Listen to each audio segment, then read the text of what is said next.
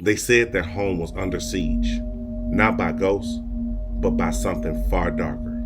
And whether it was real or all in their minds, the terror was undeniably true.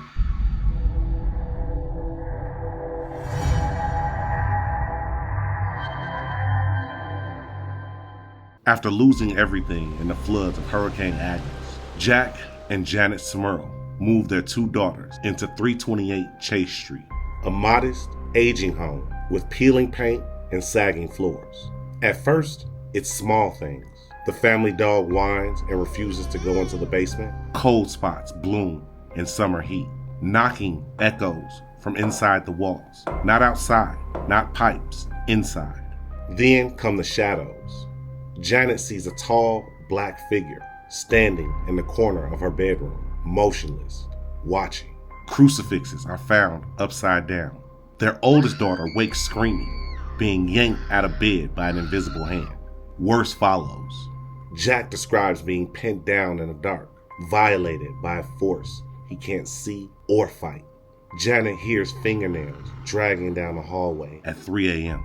The girls whisper of a man with no face who watches them sleep. Neighbors hear the screams. Some call the police. Others cross the street to avoid the house.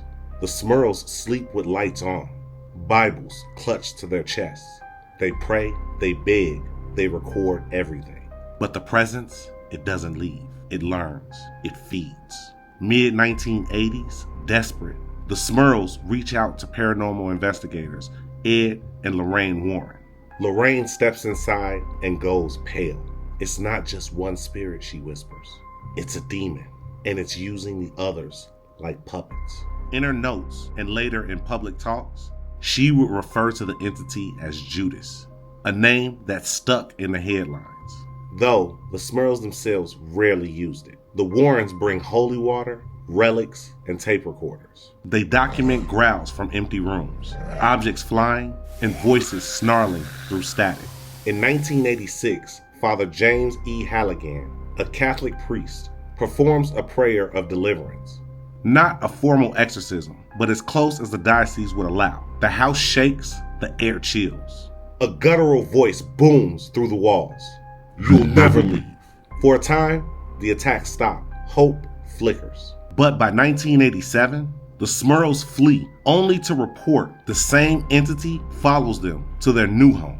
A second, unofficial exorcism is attempted. They are told it's over. But Jack still wakes, gasping.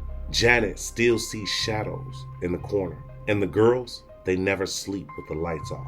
But outside the candlelight and the holy water, scientists ask a different question. What if the enemy wasn't evil, but exhaustion, trauma, or a mind under siege? Experts point to facts. The house was old, damp, and poorly ventilated.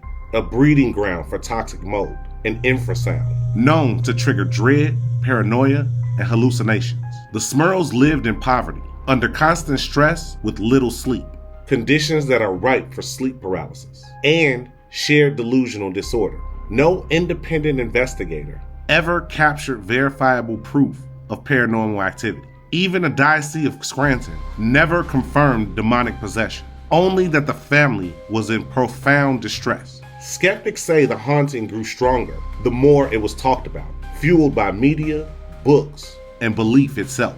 The Smurls never took it back, not for fame, not for money.